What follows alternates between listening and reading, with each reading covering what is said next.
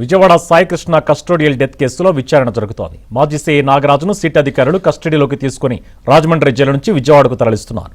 వారం పాటు నాగరాజును సిట్ అధికారులు ప్రశ్నించనున్నారు.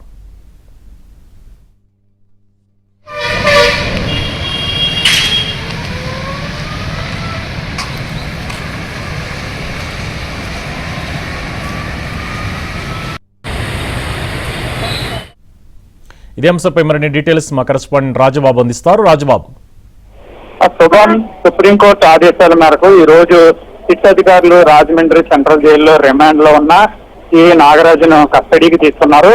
రాజమండ్రి సెంట్రల్ జైలు నుంచి సిట్ అధికారులు సిఐ నాగరాజును కూడా విజయవాడ తరలించారు. ఈ రోజు కోర్టు ఆదేశాల మేరకు సిఐ నాగరాజును ముందుగా విజయవాడలోని మెజిస్ట్రేట్ కోర్టులో హాజరుపరుస్తారు.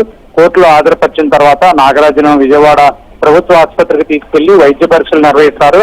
అక్కడి నుంచి సిట్ కార్యాలయానికి తీసుకెళ్లి నాగరాజును వారం రోజుల పాటు విచారణ చేయనున్నారు.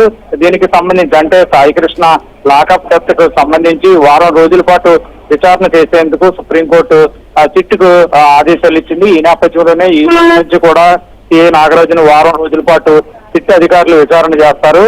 అంటే ప్రతిరోజు కూడా ఈ వారం రోజుల పాటు జరిగే విచారణను ఆడియో వీడియో కూడా రికార్డ్ చేయాలని కూడా సుప్రీంకోర్టు ఆదేశాలను ఇచ్చింది. ఈ నేపథ్యంలోనే సిట్ అధికారులు ఇప్పటికే సిట్ కార్యాలయంలో ఆడియో వీడియో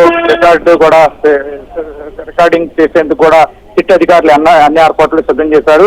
మరికొద్ది సేపట్లోనే సిఐ నాగరాజును విజయవాడ మెజిస్ట్రేట్ కోర్టులో హాజరుపరిచి అక్కడి నుంచి వైద్య పరీక్షలు చేసిన తర్వాత సిట్ కార్యాలయానికి తరలించి వారం రోజుల పాటు కూడా విచారణ చేయనున్నారు. Subhan. Right, thank you Rajababu.